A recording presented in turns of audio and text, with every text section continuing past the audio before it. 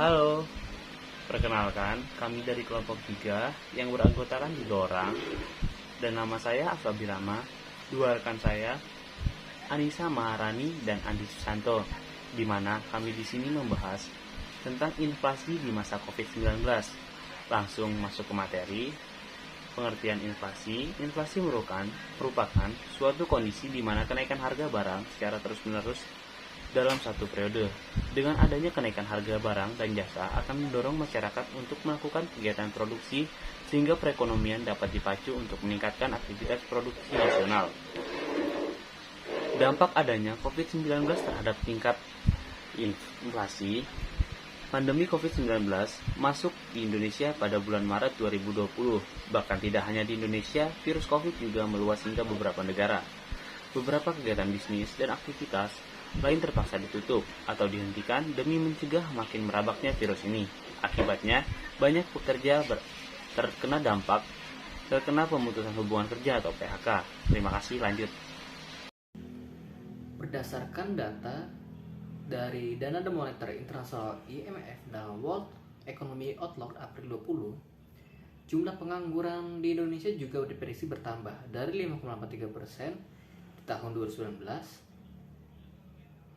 menjadi 7,5%. Pada 2020 dari Angkatan Kerja 2,2%. Peningkatan pengangguran ini memang sudah mulai terlihat berdasarkan dari Kementerian Ketenagakerjaan Kemenaker, dan juga ada data-data lainnya lapangan kerja yang terdampak COVID-19 yang di sektor formalnya 873.090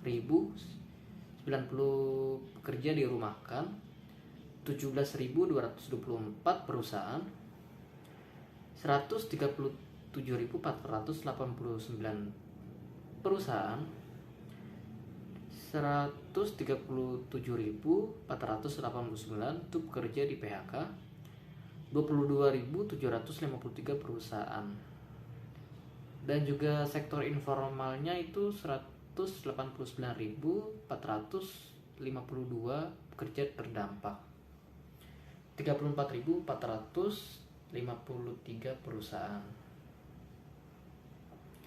Dengan semakin tingginya tingkat PHK, membuat daya beli masyarakat ikut turun. Yang ini menyebabkan tingkat inflasi juga menurun. Inflasi mulai turun pada awal pandemi, bahkan pada bulan September 2021, Indonesia sempat mengalami penurunan harga deflasi sebesar 0,4%. Ini terjadi karena uang yang beredar sedikit, sehingga permintaan dan perputaran juga tidak berjalan normal seperti biasanya. Nah, dari segala potensi juga terdampak. Potensi ekonomi, meskipun ada sektor ekonomi yang mengalami kerugian sebagai dampak dari COVID-19, di sisi lain juga banyak sektor ekonomi yang meraup banyak keuntungan. Selanjutnya, potensi ekonomi. Potensi ekonomi di Indonesia, meskipun ada sektor ekonomi yang mengalami kerugian sebagai dampak dari COVID-19, di sisi lain muncul banyak sektor ekonomi yang meraup banyak keuntungan. Contohnya di bidang kesehatan dan ekspedisi. Selanjutnya, langkah pemerintah tangani inflasi di masa COVID-19. Pemerintah menetapkan anggaran sebesar 405,1 triliun untuk mengantisipasi berbagai kemungkinan akibat COVID-19 di Indonesia. Serangkaian kebijakan juga telah diambil guna meringankan masyarakat dan pelaku usaha menghadapi pandemi COVID-19. Yang pertama, meningkatkan pelayanan kesehatan dalam rangka menanggulangi wabah. Yang kedua, memberikan bantuan kepada masyarakat kecil yang terdampak COVID-19.